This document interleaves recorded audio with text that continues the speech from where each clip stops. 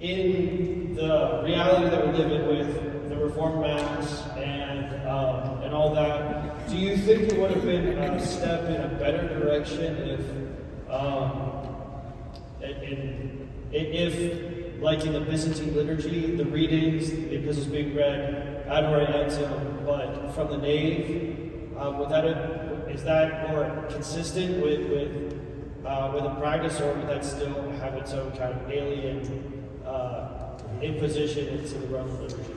No, so in the as Father is pointing out, in the Byzantine Divine Liturgy, the lector stands in the back, or sometimes the middle of the church in the aisle, and chants the epistle facing east. But because of his location, it's easier to hear the words. I don't know. I think what I tend to think about different liturgical traditions is that they each seem to have their own coherence. I've spent many years worshiping the Byzantine Rite as well as in the Roman Rite, and I find that it all works very well. But typically, when the West tried to imitate the East, various disasters happened. I mean, just to take one example, the Western Eucharistic prayer, the Roman canon, never had an epiclesis. The scholars who said, oh, it did, but it got lost, they were wrong. And they've been proved wrong. The theology of consecration in the Roman canon is different from the Eastern one. And it's such an ancient prayer that it predates the controversy over the divinity of the Holy Spirit. So there's no epiclesis in the Roman Rite. It doesn't need to have one. It has a different understanding of what's happening there. And yet the liturgical reformers said, oh, well, the East, the epiclesis, and they just sort of shoved it into the Roman Rite, wherever they could. And that just ends up making a sort of mongrel, so what I do think that it's ideal if the epistle and the gospel being chanted can be chanted in such a way that the people could follow along with the words, either because they know some Latin, have studied it. We should all be studying some Latin. Sorry, I just think that's necessary for Catholics. The Jews do it with Hebrew, right? What's our problem? But even if you don't understand all of the words, even to have it in your missal, Latin on one side, English on the other, the Mass repeats itself so often that you get used to it. You sort of absorb the sense of these sacred words. You hear the word margarita and you think about, oh, okay, so it's the gospel about the pearl. These things happen. So I think it's good for it to be heard, and but even if you can't pick up all of the words, that's not necessarily an impediment to participation. And I also don't think it's a problem for the priest to read the epistle and the gospel in the vernacular before his homily. I don't see why that would be a problem. It's not really a liturgical act at that point, but it's just a way of helping with the instructional aspect of the reading. Thank you very much.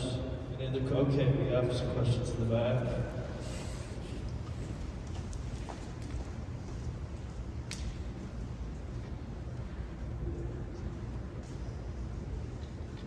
Thank you, Dr. K. My question is, when did church plans in the round start to appear in church architecture? Obviously, they don't have like a clear axis. Yes, actually, it's quite interesting.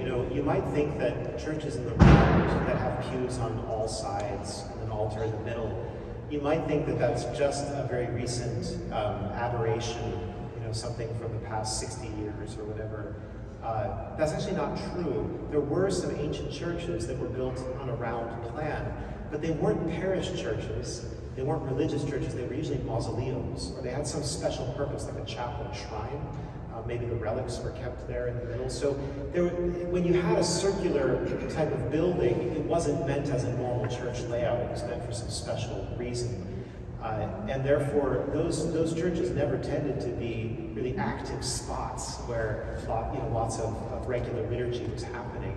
You might have like a pilgrimage event there, or a mass for the dead, or something, or a wedding, perhaps in some cases. So yes, but the modern craze for the church in the round, there is a modern craze that starts in the middle of the 20th century. And that seems to be based on this false idea, very popular among the liturgical reformers, that the Mass is a reenactment of the Last Supper. That's a Protestant notion, it's not a Catholic notion. The Council of Trent teaches that our Lord on Holy Thursday, instituted the sacrifice of the Mass, which makes present the sacrifice he offered the day after on Good Friday on the cross. That's what the Mass is. It's a re-presentation of the sacrifice of Christ on Calvary.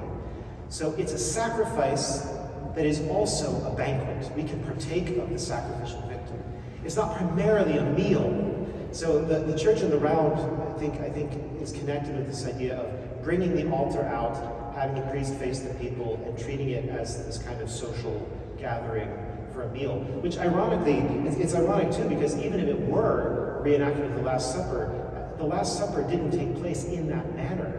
The way that the Jews and the Romans too ate their banquets, Christ and the apostles would have been reclining all on one side of a semicircular table and have been served on the other side by servers. So in a certain sense, all of us would have to be gathered around a table on one side. It would be completely impossible, right? If we really wanted to sort of reenact that.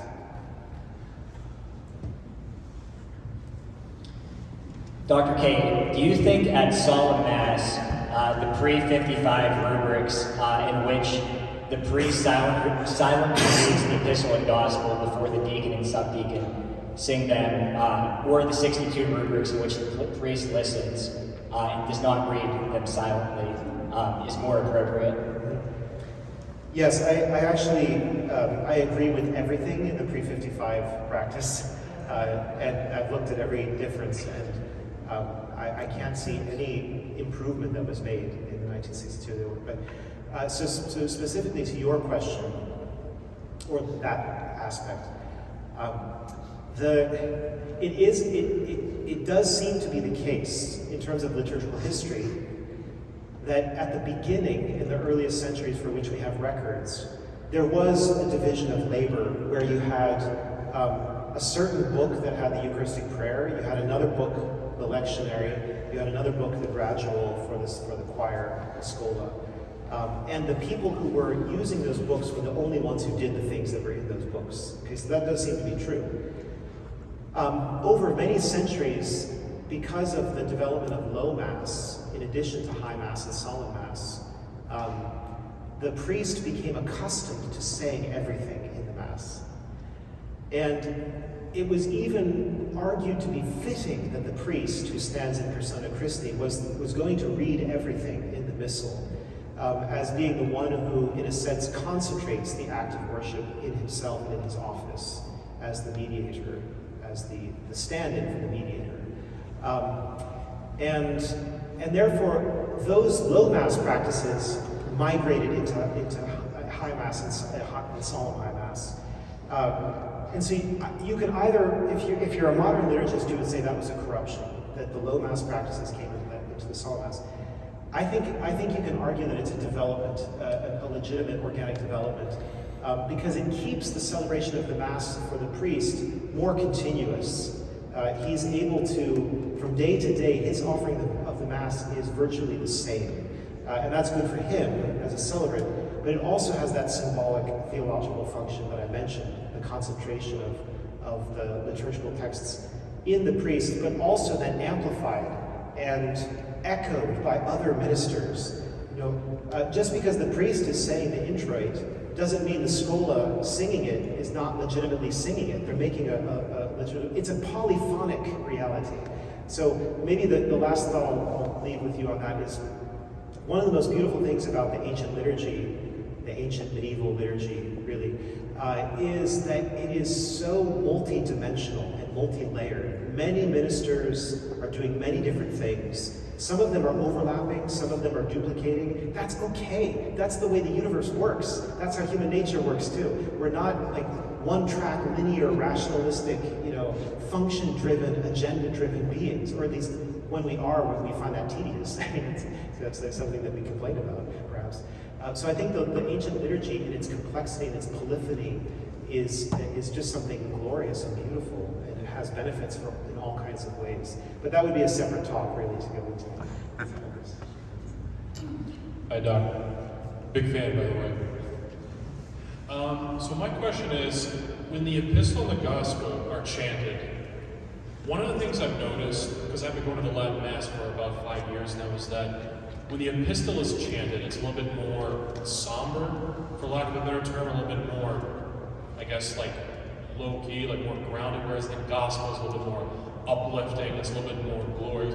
Is there a difference at all in tone or anything between the epistle and the gospel when they are chanted? Is there any difference at all? Well, you know, it's a little bit tricky to talk about the emotional associations of different chant melodies and modes, because I think that modern people might perhaps attach certain emotional associations to certain modes or melodies that wouldn't necessarily have been there for people 500 or 1,000 or 1,500 years ago. That means, so for example, the epistle tone,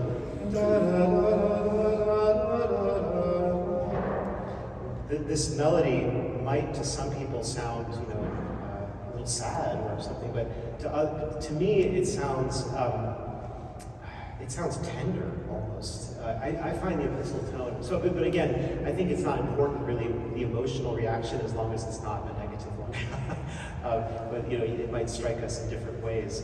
The gospel tones are certainly, they are proclamatory tones. They're very robust. There's one tone that's just basically da da da da da da da. You know, it's just almost two notes, and then when there's a question, da da da da da. So it's very simple. And there are other gospel tones, but they have this kind of muscularity to them, and I think it goes along with the epistle tone matches the ad intra, the aspect that I was talking about. That is that the epistle is, in a sense, a message of the faithful and for the faithful, at least symbolically, and that the gospel is the proclamation towards the north, towards the unconverted world. The tones, to me, actually match those functions as I described them.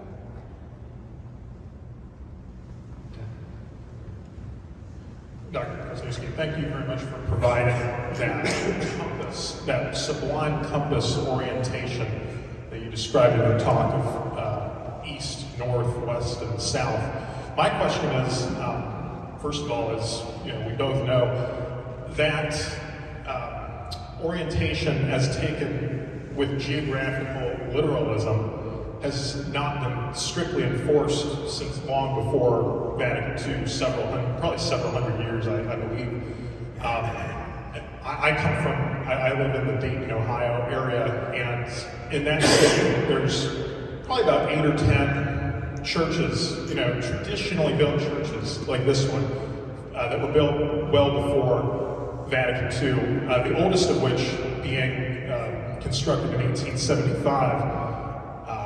All but 1 or 2 of those parishes are actually, ironically, built so that the high altar is facing northward geographically, including my own parish church, which is staffed by the FSSP today. It's about 100 years old, the building is.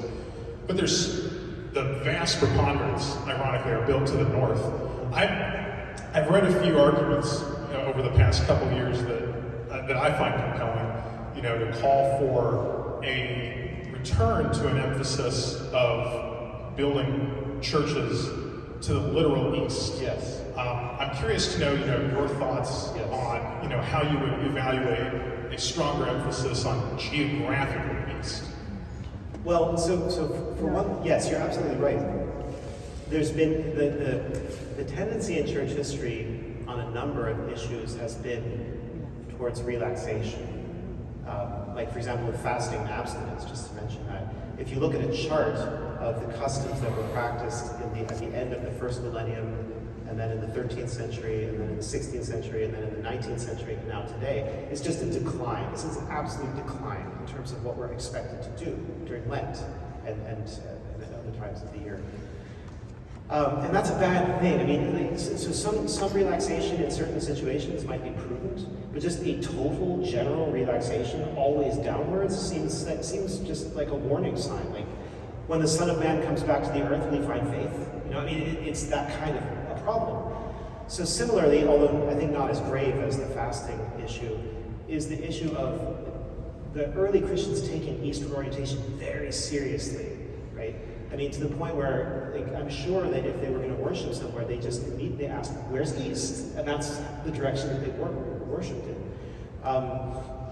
And we have a lot of evidence of that too from early centuries. There's a book written by a German priest, Monsignor Stefan Heid, a great petrologist, one of the best. He's in charge, he's the head president of the Pontifical Academy of Archaeology. He wrote this book, which has yet to be translated, or yet to be published in English, which definitively proves that the early Christians were eastward occupied, or preoccupied in that sense. So yeah, I think that we should, see now what happens is, over the centuries, I think that the orientation, I mentioned this briefly in my talk, but the orientation of the church building becomes so resplendent and so decorated. And there's such a huge emphasis on the sanctuary, the apse, and the mosaics or the paintings, the statuary, the high altar, these Gothic marble altars. There's such a dominant sort of symbolic orientation towards the crucifix, tabernacle, and high altar that's what dominates people's imaginations. So in a sense, we really think in terms of like versus apsidem, or versus crucem, or versus altarem. That's how we think, and that's a good instinct.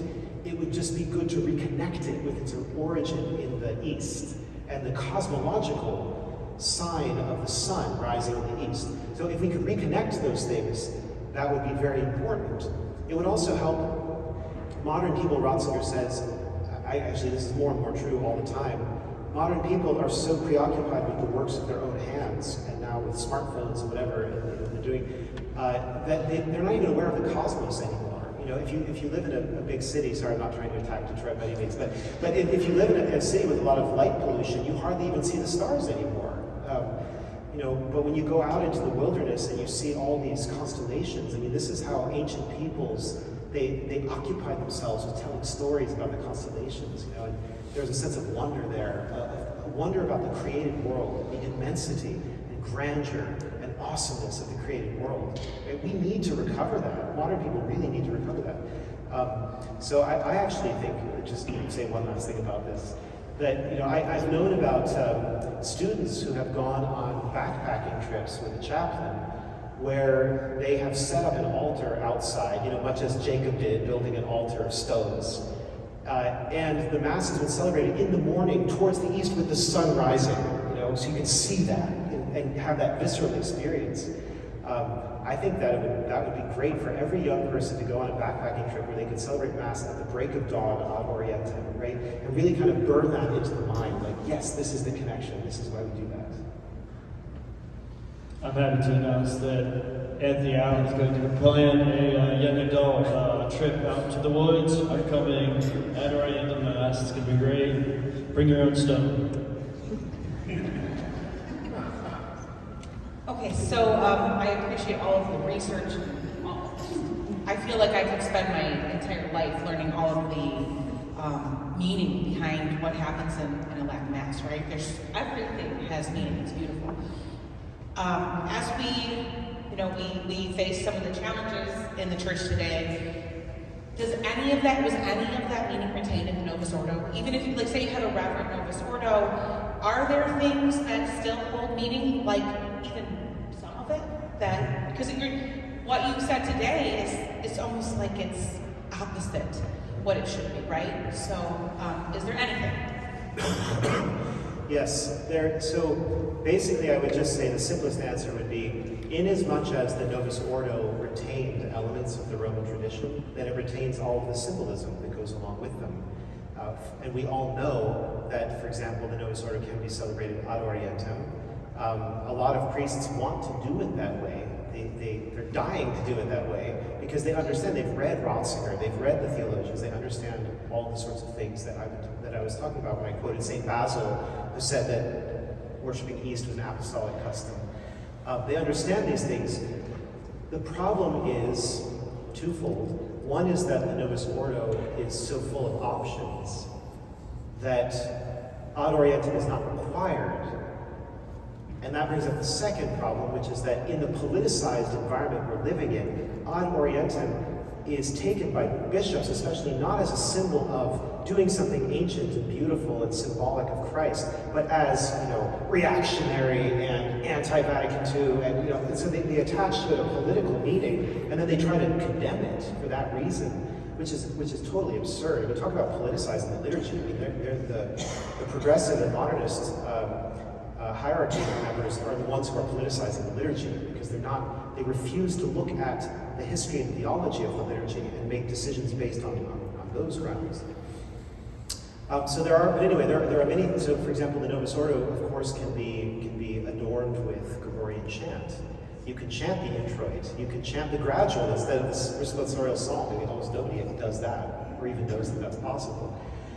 In my experience, I directed music for many, many years for both forms, the old and the new, and I found that I was able to pray better and enter into the spirit of the liturgy better at the Novus Ordo to the degree that we were chanting the Mass. Right? Because chant is inherently a contemplative and meditative form of music, and it calms the soul, it stills you, it makes you, it gives you sort of interior silence that is open to God. And so, you know what I mean? So there are these sorts of things that can always be done in the Novus Ordo, but there are also these cultural and political pressures against incorporating those things.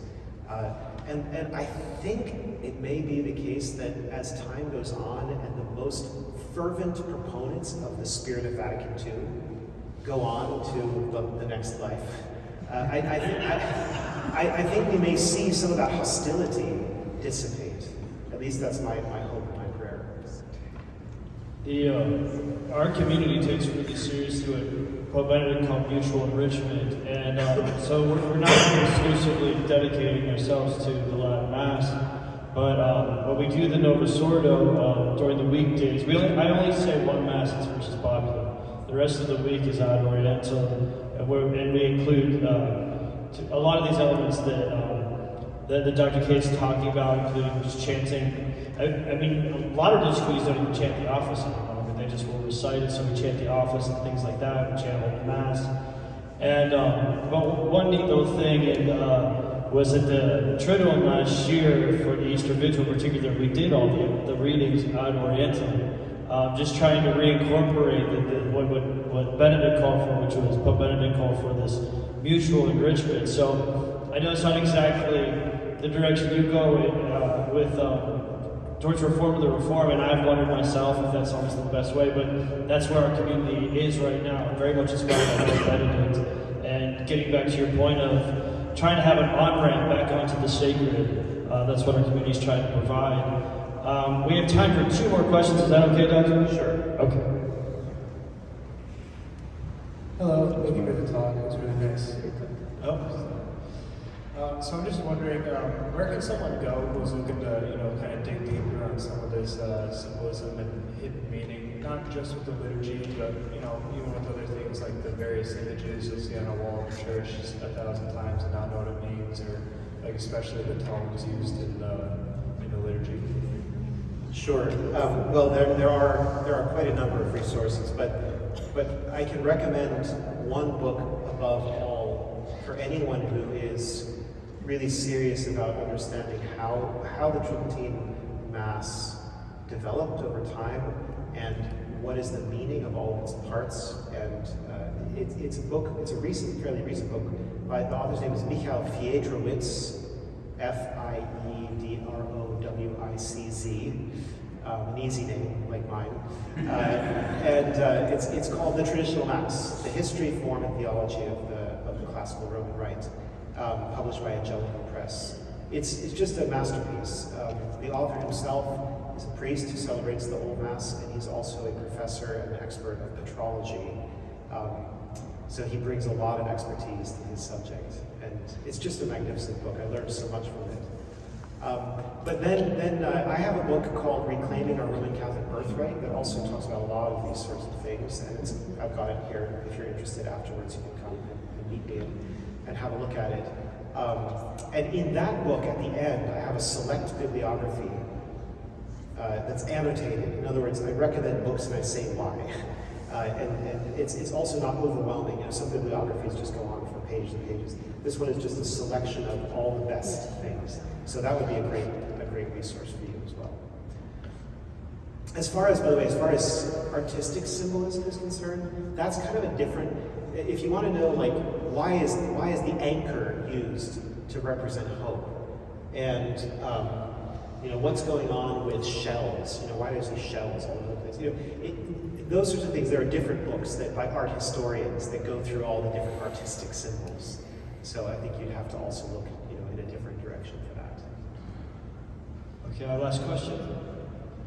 Thank you once again, Doctor, for coming and giving us here. My question is, especially with the past couple months, as far as what we've seen from the Vatican, what is the future of the Latin Mass, and do you think it'll ever become mainstream again? It's a good question. Well, I like to say that my crystal ball exploded when Pope Francis was elected in 2013. So I don't know how good my predictions will be about the future. But this I'm confident of one thing. I'm completely convinced of one thing, which is that the traditional Latin liturgy, not just the Mass, but the divine office, all the sacramental rites, all the blessings, the exorcisms, those things will not perish. They will not perish from the face of the earth. They will always be practiced. That even happened in the 1970s, which was a much more desperate situation than now, because there were because Ultramontanism, that is the view that the Pope can never do wrong and that you should always obey whatever he says, regardless of what it is, that view was stronger when the Novus Ordo was introduced than it is now. It's been kind of wrecked by erratic papal behavior, let's put it that way. And so now, when a bishop or a pope says, jump, not everybody says, okay, how high? That doesn't happen anymore. And I think that's healthy, actually. It's a healthy reaction against an extreme hyper-papalism. So the number of Catholics in the 1970s who said, no, we want to hold on to our liturgical traditions was much smaller than the number of lay Catholics and religious and clergy today who love the liturgical tradition of the Church. And people now are smarter, and we've seen what 50 years of liturgical abuse and confusion have caused.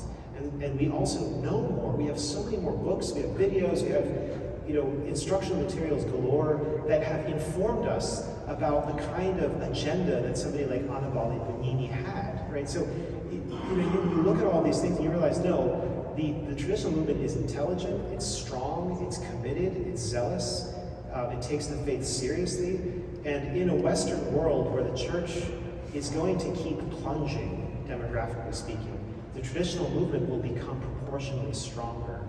So I'm quite confident about that, and I think that what Pope Francis has done with Traditionis Custodes is doomed to fail. And it's destined to be replaced by wiser and more charitable legislation.